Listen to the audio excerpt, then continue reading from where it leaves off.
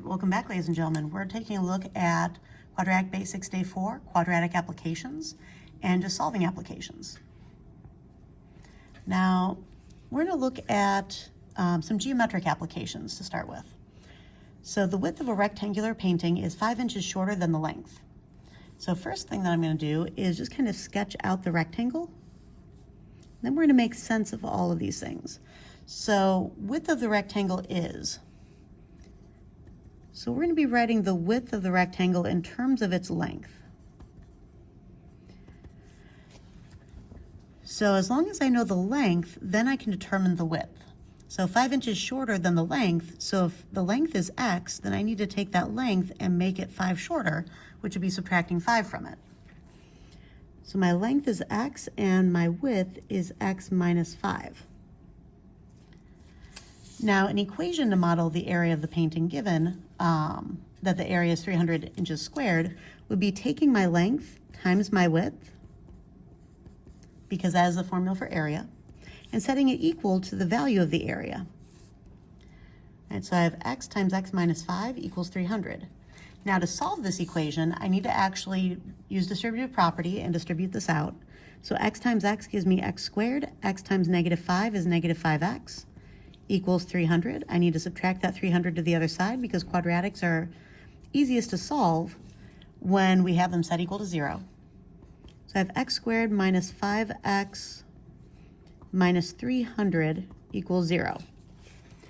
Now this might be factorable, but when I'm dealing with numbers this large, frankly, I just automatically go to my quadratic formula. And I'm going to identify my a is 1, my b is negative 5, my c is negative 300. I'm going to set up the skeleton of my problem. If you need a refresh on quadratic formula, please see my first part of the day 3 videos. So just a quick reminder, quadratic formula is x equals negative b plus minus square root of b squared minus 4ac all over 2a. So that's how I'm going to be filling this in. So I have negative and then my parentheses plus minus square root, my b squared minus 4, my a and my c, all over 2 times my a. And then I'm just going to fill in numbers into my parentheses based on which number matches which variable. So it starts out with b's, so I'm going to start out with negative 5s in my parentheses. Now, it does not matter what the sign is out here. The sign on my number was negative, so the sign that goes in my parentheses is negative. That's actually why you need the parentheses inside of this square root. If I don't put parentheses around this number before I square it, then the negative won't get squared along with the 5. It's actually really important to make sure that you do this.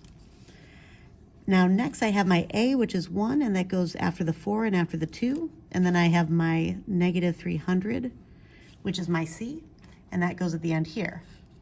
And now when I go to type this into my calculator, I'm going to do alpha y equals to set up my fraction, and then I need to make sure I'm using this negative sign anywhere that's negative, which would be at the beginning here and inside the parentheses. Outside the parentheses, this is like a minus 4, and this is a minus sign over here. So I'm going to have negative times negative 5 minus, notice the difference in the symbols, so I have my negative sign there, and then my minus sign is longer and a little bit shorter, or sorry, is longer and a little bit more centered. All right, and then I have my square root, parentheses, negative 5 quantity squared, minus 4 times my 1 times my negative 300. Again, be careful with the minus sign versus the negative sign. And I have 2 times 1, hit enter, and I have negative 15. Now this is only one option, and not a very good one, because in terms of geometry, length shouldn't be negative. So this one's actually not a very good choice for us. So I am going to go up until this is highlighted. I'm going to hit enter so that it types it for me. I'm going to go backwards through the formula, and just so that my cursor is just blinking on that minus sign, and then I'm just going to hit the plus sign. I'm not hitting delete or clear or anything else before that, just the plus sign, and it overwrites the minus sign. Then when I hit enter, I have positive 20. Now that one can exist. And this is why I'm also asking, what do the x-intercepts mean in respect to the problem situation? So the x-intercepts, which are what we just found,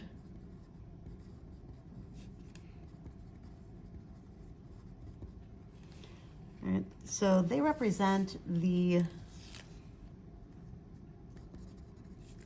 length, right, because they are x and length was x, so they represent the length of the painting.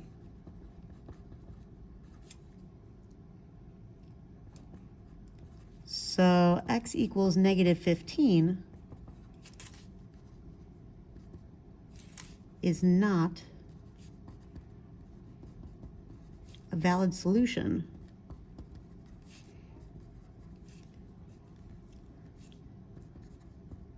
for this scenario. X equals 20 inches is our solution. Because of the real world situation that this represents. Right, so you have to be careful when you're solving quadratics based on real life situations. Sometimes all of the solutions are possible solutions. Sometimes one of them doesn't work and you have an extraneous solution. All right, so I'm going to cross this one out because it's not really possible to use that one. All right, now, for number 2, we're going to take a look at the length of a rectangular field is 2 meters greater than 3 times its width. So this time we're defining length in terms of the width. So we would actually want to, let's see, if I have 2 meters greater than 3 times width. So the width is the x, and the length is going to be this expression. So if I sketch this out, I have x is the width, and then the length is, I'm going to rewrite the order of my addition here. I'm going to write it as 3x plus 2 instead, just because it's easier to multiply when my x's are forward. And let's see, the area of the field is 1,496 meters squared. So I know my area is 1,496 meters squared. What are the dimensions of the field? So I need to actually identify my length and my width. So let's see, we have length times width, which in this case I'm writing width first, then times length. It doesn't really matter which order you write your multiplication in. Multiplication can be done in any order, but my length and width multiplied equals the area of the field. I'm going to go ahead and use my distributive property again. So x times 3x gives me 3x squared. X times 2 gives me plus 2x. And then I have equals that 1496. Now I'm going to add this 1496. Oops, I have a negative there. My bad. I'm going to subtract that 1496 to the other side. I got a little ahead of myself. So that I have my equation set equal to 0 to make solving this quadratic a little bit easier. So I have 3x squared plus 2x minus 1496 equals 0. I'm going to go ahead and set up my quadratic formula again. All right, these do not look like numbers I want to mess with in terms of factoring. And because I have a number in front of my x squared, I don't really want to do completing the square. And quadratic formula is completing the square already solved for me. So I might as well use it.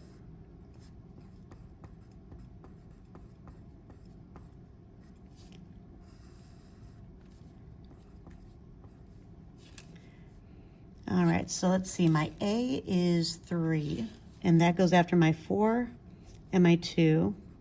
My B is positive 2, that goes in my first 2 parentheses, and my C is negative 1496, and that needs to go in here. Now I'm going to go ahead and use my calculator to solve this, and then we will find our length and width of our field. So I'm going to once again, alpha y equals to set my fraction, negative sign, and then 2 in my parentheses minus, set my square root, parentheses, 2 close parentheses squared minus 4 times my 3 times negative 1496, and then 2 times 3 at the bottom. All right, so I have negative 68 over 3. Now, because it's negative, I'm not even going to bother to divide that out because I already know this is an extraneous solution because x is the width of my field. My width cannot be negative. So I'd probably need the other solution from this, which is the addition solution. So I'm going all the way back in front of my square root to change my minus to plus, and I have positive 22. Now that sounds more like it. All right, so my width is 22 meters, and my length is 3 times that 22 plus 2, which gives me 66 plus 2, which is 68 meters. All right, so my width is 22 meters, and my length is 68 meters.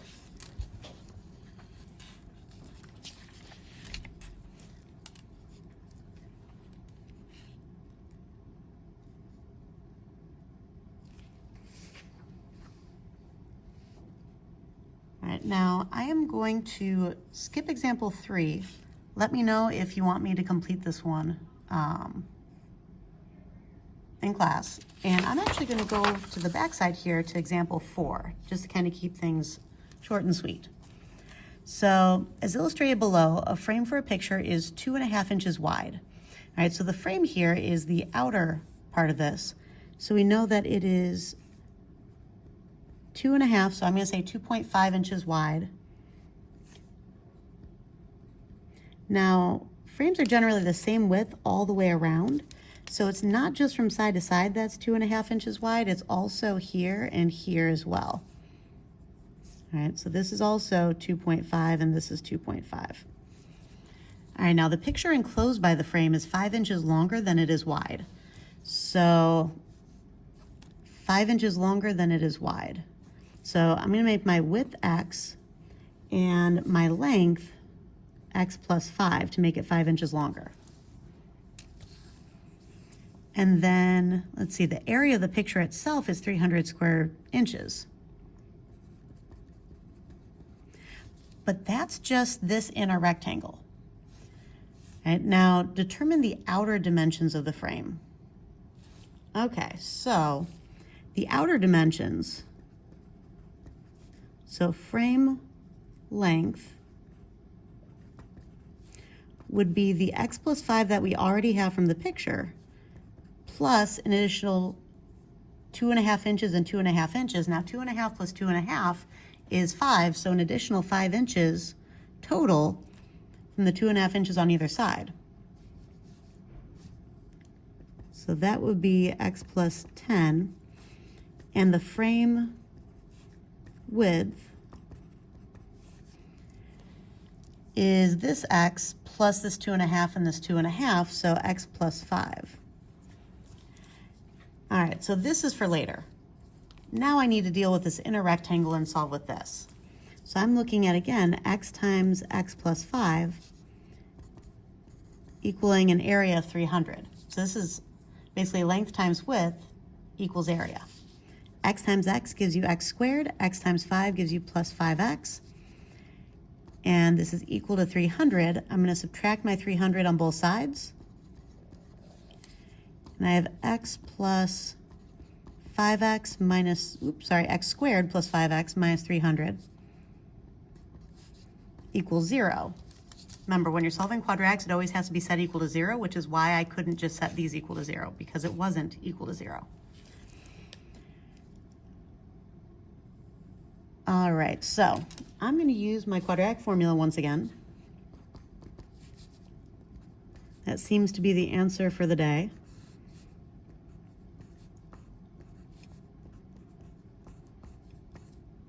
When in doubt, use the formula to work it out.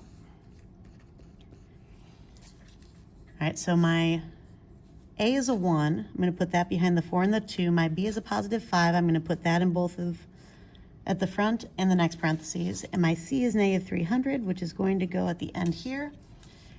And I go ahead and put this into my calculator, start working out my answers. So alpha y equals, to set up my fraction, negative parentheses 5 I'm going to do minus square root of 5 in parentheses squared minus 4 times 1 times negative 300, 2 times 1, which gives me negative 20. And then back up to here, change my minus to plus, and I have positive 15. All right, now the negative 20 can't happen because we can't have a width be negative. But this 15 can, and this asks me to determine the dimensions of the outer dimensions of the frame. So I need to actually use the 15 that we found here and put it into my equations. So I need 15 plus 10 for the frame length, which is 25 inches. And I need 15 plus 5 for my frame width, which is 20 inches. So overall, the outer dimensions of this frame is 20 inches by 25 inches. Now, this would be important when you're trying to make sure that a framed painting or print will actually fit in the space that you have available for a wall. All right. Let me know if you have any questions, and I will see you in class.